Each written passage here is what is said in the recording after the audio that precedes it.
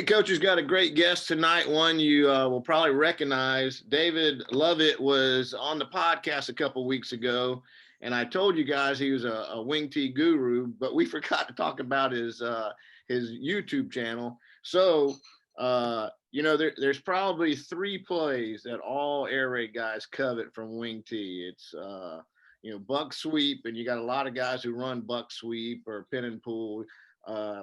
Then the waggle. That's such a beautiful pass play. We all try to figure out ways to get that into our offense.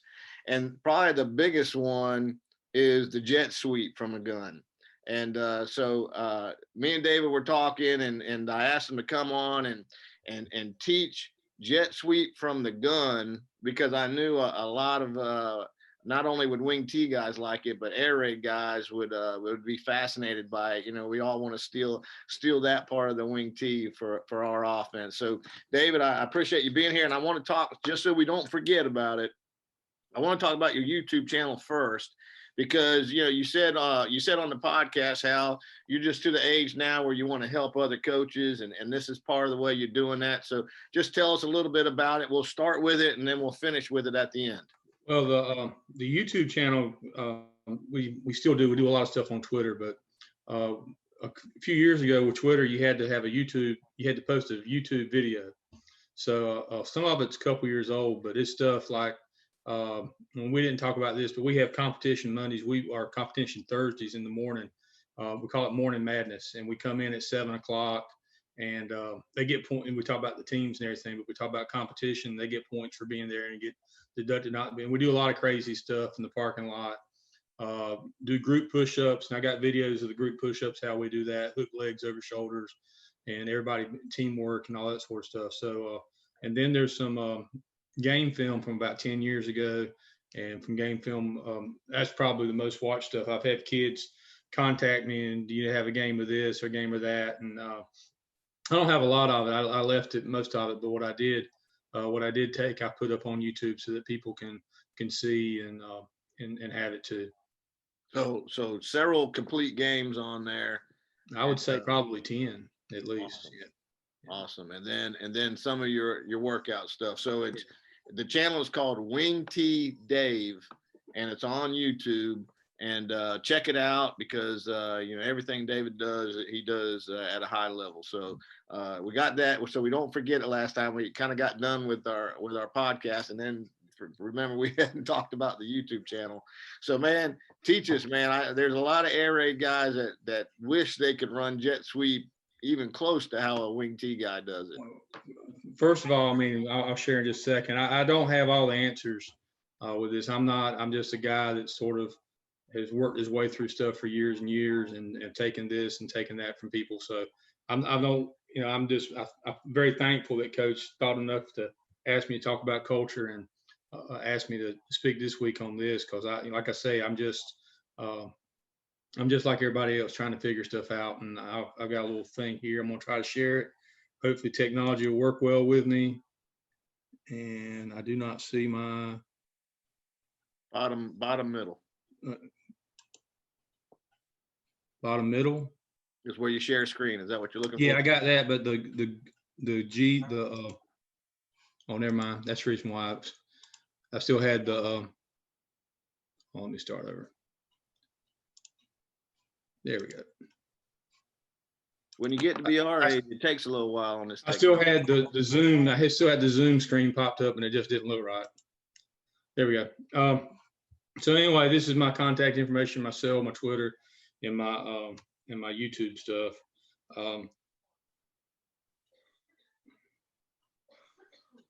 Just go to the next page. I did this a minute ago. I had to make sure I got my huddle remote out. I did prepare. I got my huddle remote out and make sure it was connected, and now it's not connected again. So we'll just do it the mouse way. Who I am and where I come from and all this sort of stuff. We talked about it. I'm a multiple wing tee guy, but I'm in the Delaware tradition. And I played high school football for a man named Clyde Parrish, and when he retired, he was the winningest coach in North Carolina history.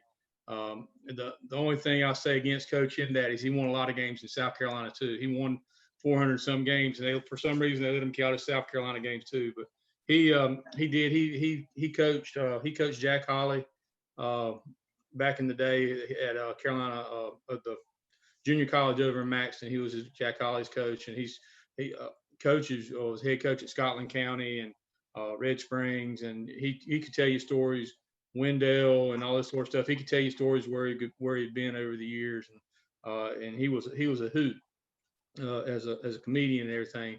But the thing that Coach said was, he said, get a few plays and be able to run them out of different formations. And that's what we've tried to do. And that's why we're in the Delaware tradition. We use, and I'll be honest with you, I like using the traditional wing T stuff, but sometimes some of the teams we play have gotten pretty good against us over the years. That that we played. I've been here 15 years, and one of the guys has either been the defense coordinator or the head coach at another school for those same 15 years. So we sort of know each other by now. So probably at the very beginning, there was a guy named Lou Johnston who came out with a series of videos of wing T in the gun. And I'll get to that in just a second. Let me go ahead and do that. And this is probably, let me just go back a second. This is probably one of the first gun formations that we used. And it's a good buck sweep formation. We can move the H to the other side, and we get a trips look, and we can run buck sweep and leverage and all that sort of stuff. But what we figured out over the years with this is sort of where we've gotten an air raid influence in the last few years, is that it's 2x2 set. So it sets up, we run Y shallow and H shallow a good bit, probably more than we run jet sweep out of the gun. It comes sort of turn into our third down pass and play. We send a Z in motion, and we'll look at this a little bit in some of the video. We'll send a Z in motion, and it gives us trips over here. And so the defense has to prepare for the jet sweep, but all of a sudden we can run cell, and we can run corner, and we can run stick. And I'm a big corner. I didn't know what Y corner was, and I've got some video of it from a few years ago. Probably the first game we ever really showed it. I really didn't know what Y corner was, but we've run the hangout of it. I didn't know it was an air raid play, and we've run the hangout of it at Grace Creek probably the last 6-7 years, and mainly under center though. But I'll talk about that now. Getting back to the Lou Johnston stuff, this was the Lou Johnston formation, and it was a good formation for us. We could run ISO, fullback ISO. We could run run power with the fullback kicking and all that sort of stuff. I didn't like the passing. This is going to sound stupid. I didn't like the passing game out of it because everything was play action and all that sort of stuff. And I had a guy, George Bolthorpe, was with us a couple of years ago, and he hit me in the head with it that, hey, this is the basic air raid formation from back in the day, and it opened up some windows for us. And all of a sudden, well, we just sent that back into there. When he comes our third guy, we run stick, corner, and cell, all those things again. And we're not much of a mesh team, but we can run mesh from time to time. But it opened up the passing game and enabled us to run the football with this formation. And what we do with this formation is, as far as jet goes, we just turned it into a wide zone. And it just became real simple for us. And it's outside zone. We block it the same way as jet sweep. But for our linemen, it's the same thing. The backs have to know a little bit different things. And the same thing with this right here. Even if we're running jet sweep and when we're running to the open side, the linemen, we call it the same way. We call it 61-69 state, and we're no huddle fast pace, which is probably unusual for a wing T team, but we're no huddle fast pace. And so the lineman just hears 61 state, and the Z knows he's got to come in motion, and we're going to pitch it forward, and we'll talk a little bit more about that in a second. So the same thing here. It's the same play as the under center stuff for us, for the linemen. They don't have to learn a new play, and we just hand it to that halfback and the fullback. Everybody's going to reach, and the fullback's going to get anything that shows out here, and we're not picky about it. We tell them and just get on somebody, because when over the years I've been blessed to have some pretty good running backs over the years, and we have. Yeah, you have. When I've talked at clinics, I say a lot of the highlights, and you'll see one of them today is Jerry Garcia. And I try not to stutter. I don't stutter this much talking with the ers and ahs and stuff. And I listened to my podcast last week, and my offensive line coach gave me a hard time about it. So anyway, I'll try not to do that. But the thing I said was find the five. And I think what we try to do at Grace Creek is get the ball in our athletes' hands and find different ways to doing it. And Somebody said on Twitter this week, said in high school football, if somebody's lined up different, they're probably going to get the ball. Well, we line people up different all the time, but it's probably true. We're trying to get number 5 the ball, and that's been a number with Marquand Brown, and then it was Devontae Cooley, and now it's Jerry Garcia. So we've had 3 pretty good ones. We had another one that didn't wear number 5 either. He was Kendall McDowell with number 42, and he might have had the most yards any one of them. But anyway, those guys have made me good coaches, but we've tried to find out ways to get them the ball over the years. I still have some nightmares of Brown, number 5. He was tough now. He works for the county now as a maintenance guy, and he comes in my office and sits and eats breakfast like he's in high school. He's 30 years old. He come in the office and we'll sit and talk in the mornings, and awesome. All that sort of good stuff. So anyway, he's a good kid. So anyway, we sort of married the air raid with the wing T running game, if you will. But I've sort of come at it probably from the opposite perspective that you have. I want to run the ball first and be able to throw the ball when we want to or need to. And I know you guys like to spin it and win it. So anyway, we'll move on. And this is just talk about traditional wing T stuff for just a second. We'll go through this. We're a little bit different in what we do. Is that some people will pull that guard right there? This guy right here. I don't know if you can see. Is my mouse working where you can see that? Yeah, I see it. There's number 6. Some guys pull him and get around, and we've done that at times. But usually those guys are pretty good at getting out on buck sweep and things like that. But they don't get out. They just get in the way for jet. And so what we've done for jet sweep is just everybody reaches, and it makes things real simple. Every coach gets them in the same places. And the thing that we want to do, and it's the same thing with and you know this, is that we want to snap the ball as late as possible. And just get the ball out on the edge and get the ball outside and it's reach. And I've got a couple of things I'll show on this.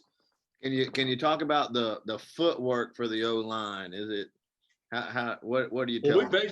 We basically probably the best way is like a pair of the outside foot is going to take a parallel step maybe, and then the inside foot's going to cross over and try to work up to that next shoulder. And we don't attack the outside shoulder of the guy on the offensive line, and we don't use we don't shoulder block, which might be blasphemy for a wing T coach to say. We don't shoulder block. Now we like to finish. We like to start with our hands and finish with or start with our shoulders and finish with our hands is how we say it. And so I think that's more physical than just hat and hands and just grabbing people and all that sort of stuff. But I also think that everybody's got a big advantage in holding people too. And if everybody's going to hold us, I mean, we get mollywopped sometimes as the holding that happens to us. So we try to do the same, try to take advantage of the rules like everybody else. But yeah, it's just real simple, and it's real simple for us. And and these guys right here, the halfbacks on jet sweep, sometimes they on bucks, go back to buck sweep just a second, they see that big defensive end and they get worried about blocking down on them, or blocking down that big guy, even though once we get them to realize it's sort of a cheap shot, not really a cheap shot because they still don't hit them very hard because those guys want to run the football. But they ride them down. Once they realize they can ride them down, it's not too bad. But usually if we tell them to run at that guy's outside shoulder and just run at his outside shoulder, and that guy generally is going to block himself when you do that, they do a little bit better job of that than they do asking to mix it up sometimes. Because some of our guys over the years have not been the biggest fellows in the world. Now, did I hear you correctly? You said your O-line is not aiming at the outside shoulder, or they are aiming at the outside? We are aiming at the outside shoulder. We want to reach everybody on the line of scrimmage next guy. And sometimes every once in a while a head up guy will give us a little confusion, but usually after the first series we can fix that most of the time. We couldn't fix it in the playoffs this year. In third round state playoffs, we forgot how to block everything. It was great. But anyway, we got a few things here to show you. And this, like I said, we'll just get through this. And like I said, we just get the ball out quick, and we get it on the flank there. And I think that's a 5. Yeah, that's a number 5. So we're getting in Jerry's hands there, and we do that. And you see everybody's reaching, and not necessarily great. Everybody's taking the steps, gets in the way. The receiver does a pretty good job getting on there. And the same thing here. I think he's going to score. No, he didn't score on this one. But like I said, we're just trying to get we're moving him around a little bit, trying to get the ball in his hand a little bit.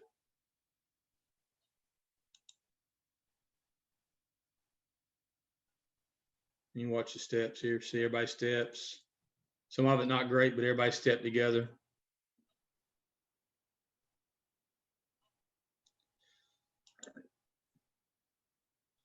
This was the first game of the year this year, and you can see, just like I said, we're getting in Five's hand.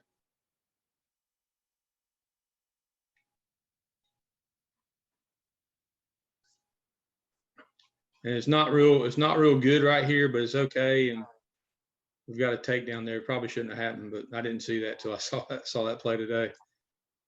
But I added this back on here. Watch the hold right here.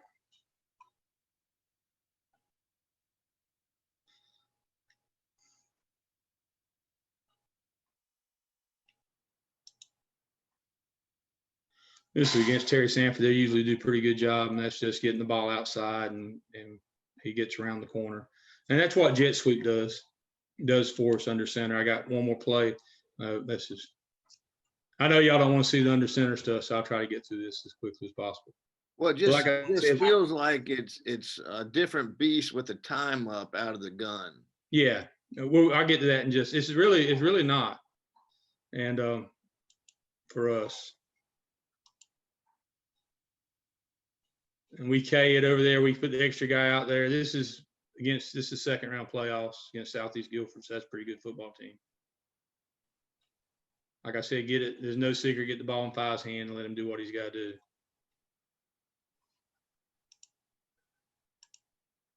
And I put this one in just to show you what we can do off of jet sweep. And we do the same thing under center. Now we talk about wing T football and air raid football to a very large extent too. It's a systematic. It's a sequence of football, and if defense does this, you've got this play to counter and all this sort of stuff. So this is against Cape Fear, and they do a real good job against our wing T stuff.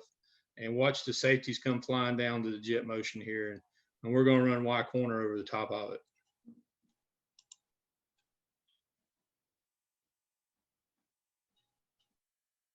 And so that was probably the first game we did that, probably about 6 years ago. That's probably the first game we ever really did that. And made people be honest, especially them, because they run like banshees down in motion. That's pretty. Now this is how we run it out of the gun. The first way we run it out of the gun.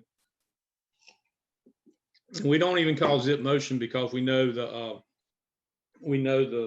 back knows that he's getting the ball. The wing knows that he's getting the ball. So we just say it's for us, it's razor, and to the left, it's 9. So it's laser 69 state. And so the back knows that he's getting the motion. And we try to snap the ball once again as late as possible. And the thing, and I think a lot of you guys do this, that we do, if we pitch it forward. And the reason why we pitch it forward is, and it actually leaves the hands and all that sort of stuff. We pitch it forward because if he drops, it becomes an incomplete pass. And I don't tell the officials much before the game, because every time I've told the officials something before the game, it comes back and bites me in the butt. So, but the only thing I tell them is, and we run this maybe, and like I don't want to sit here and say we run this all the time, but we run this every once in a while, and I don't want it to be messed up when we do it. And but anyway, we just tell them, and basically what the quarterback does is he gets the ball and he just sort of drops it and just flips it just a little bit, and the back comes and he catches it. So that gives us a chance. That gives us a chance to come. The motion's fast, and we can snap the ball fairly late. Maybe maybe not as late as we can with under center, but we snap the ball late and we can get a chance. And then once again, it comes back what we talked about with him coming in jet motion. And I probably should have put something on this. It opens up a whole series of plays where we can run H stick, we can run H corner, we can run H cell, and all those different things. We can do a lot of different things with motion. When the motion happens, it causes the defense to do a lot of these different things. It puts pressure on the defense to react to that. Help us with the time up. I think that's where most air raid guys struggle, is timing up the jet motion guy out of gun. Okay, what we do is we try to do when we got motion and stuff, we're gonna snap the ball on one, and we generally snap the ball on. I think some people try to have different snap counts and all that sort of stuff, but what we do is we generally we always snap the ball on one.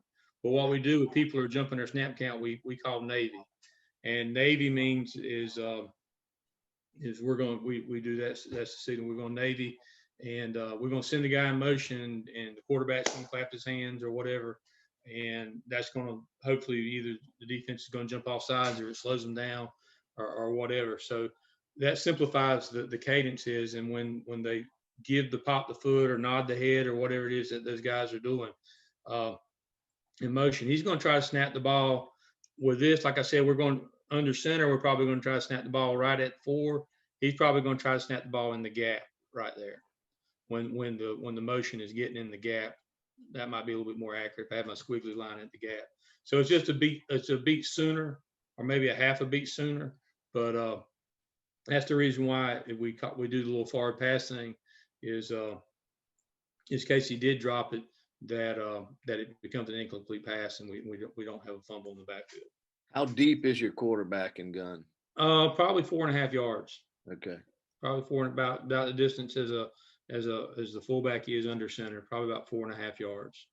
Okay. And we've played with the Rick Stewart stuff, the pistol wing T stuff a couple years ago, and it just took a lot of deception out of the running game. Is why we got out of it. But this we've got, and I probably should have put it in here too. With this guy in motion, we've got a guard tackle counter that we run, and when we send that guy in motion, and they start chasing after him, this guy counter steps right there. The fullback counter steps, and he's gone. And we've had some success with that too. And it just it opens up a series of football. I've said this before and repeat myself. A series of football, and it gives us a sequence of football, which I like because I need all the help I can get. So it gives me something to in my mind, a checklist to go down, so to speak. I always like the quarterback counter off of that. So you let the F do what he's doing here, and then you fake the pitch, and then the quarterback runs it. But I just could never get good enough at the jet part to make it, Yeah, make it work. But people, I think one of the things with us is that we're not. I mean, I'll be honest with you, we're not as good as this as what we are the under center jet. But people, I guess they get in their minds that hey, those guys can run jet sweep, and so when they see the jet motion, and we do it some to keep people honest. When they see jet motion, they're still going to react to it and give us the type of reaction that we want. Right. So and this is what I was talking about out of the is this blue or green? Help me out. Is this blue or green? I get it. That's blue for most of us. So this is our gun right, but this is an air raid blue, and we just run outside zone, and we're not real picky about that fullback, about who he gets on. Mm-hmm. And we probably have done this more than the other way, and it's just a handoff. Right. And it's just a handoff, and he gets it, and he gets wide, and this has probably been a pretty good play for us. And because like it's the same, like I said, it's the same play, it just looks different. And the offensive line doesn't, those guys, they don't have to learn anything else, and the receivers just have to get out there and stalk and get on somebody and take a side, and the fullback just fullback attacks somebody's outside shoulder and get at somebody out in space and let them be athletic. So this is actually out of our trips. We call this Leo, but the same thing. We're just going to give it to them, get it number 5.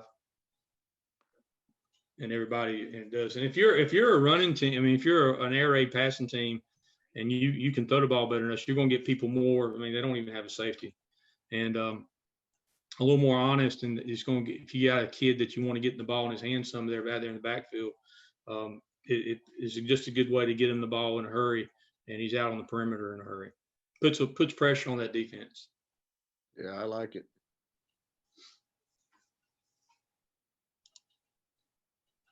You can watch the steps here.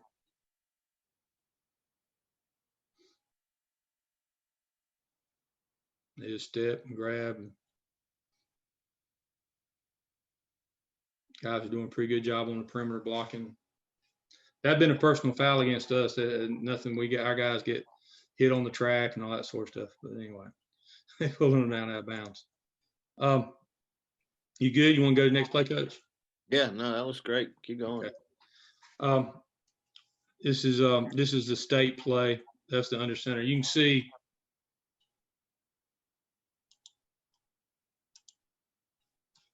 You can see the pitch. And he snaps it. He snaps. You can see where he snaps it. He snaps it about at the guard. And that's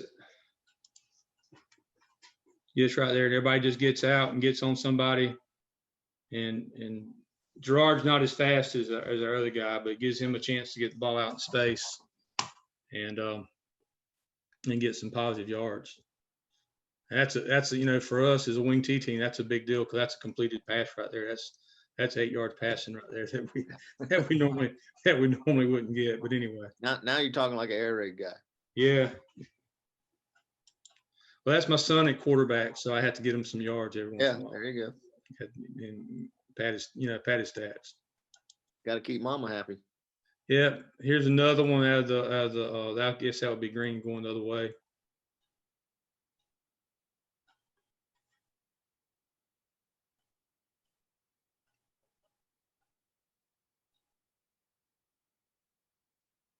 Said get the ball in Five's hand, let him do something special with it. And everybody steps. You see, we may not be perfect and everything, but everybody pretty much steps together. You can see the backs, and everybody just watch the shoulder angles. Everybody just sort of turns and getting in the right direction and at the right time, and just attacking outside shoulders. And you're not overcoaching the F there. But he saw that tackle needed help, and he gave him help to get it around the corner. Yeah. We didn't know. Yeah, he wants to run the ball, so I'm surprised that he want to block anybody. Just being honest with you, he's a good kid. Was a great fullback. But wing T fullbacks, they want to run the ball like the rest of everybody else does. So I'm just happy he blocked somebody. Well, I mean, that was the key right there. Get it around the corner. Yeah, you're right. But like you said, well, what I said earlier is that we don't we tell him not to be particular. If he comes first thing he shows he gets to, he go ahead and gets on it. That's the first bad jersey you get. Okay. We tell him don't be particular about what you get to. Okay. Watch it. And you can sort of see what happened. Garrett's the tackle sort of stopped his feet on contact. And that's why Gavin had to help him out there. Because he gets out there, that's a long reach. Yeah, and the defensive player played it well too. I mean, he was working hard outside.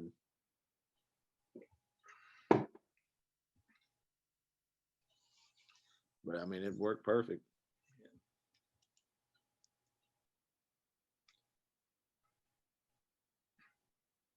So is this is the one you really feel a little better about, isn't it? This is the one we use. This is the one we use more. Yeah, just being honest.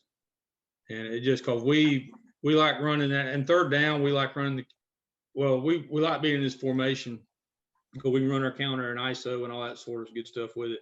But in third down, this cat right here was with one of our better receivers, played safety and receiver for us when we got in this package, and he could catch it. He would find the sticks for stick and all those sorts of things. He was a dude. So it was a way for us to be able to use him more so. And we used him at the H-sum in that other package, that Razor Laser package. But this was the package that he probably did the best in. Mm-hmm.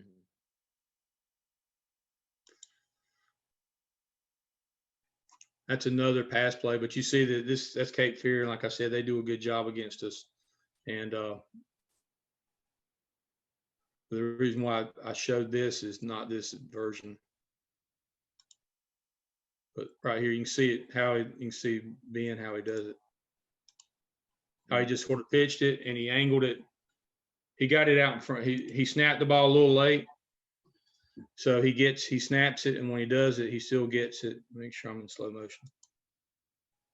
He puts it out in front of him. So, you don't have to pitch the ball straight in front. You can pitch it at an angle a little bit.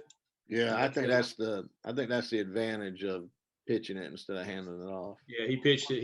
He's a smart enough kid. Even if he's my kid, he's a smart enough kid to get it out in front there and inform so that.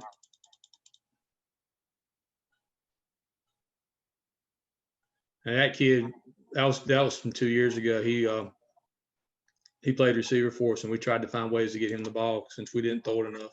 Just being honest. Well, now it's going to stop there.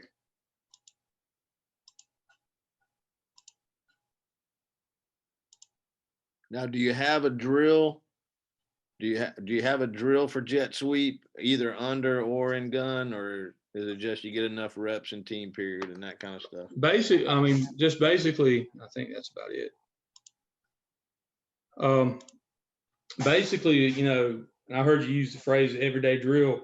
We run through, and we're much more of a buck sweep team than we are a jet sweep team. I mean, I heard Rick Stewart talk about one time at a clinic, well, you're not going to run the same play 20 times in a game. Well, he's never seen us play. He's never seen us play because we're going to run buck sweep till you stop it. And lots of people don't stop it. That's what they're. I mean, I'm going to do. I'm going to not outsmart myself. I'm going to run what I can run. So, but now, have you always been that way? Because I remember you as a jet sweep guy.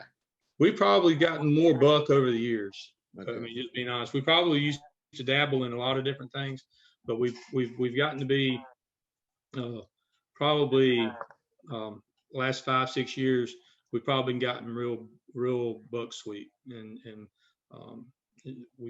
it's been great. It's been real good to us. Mm-hmm. But going back to what you said, everyday drills, we do a buck sweep drill with our backs. We do a belly drill with all the backs do the belly stuff.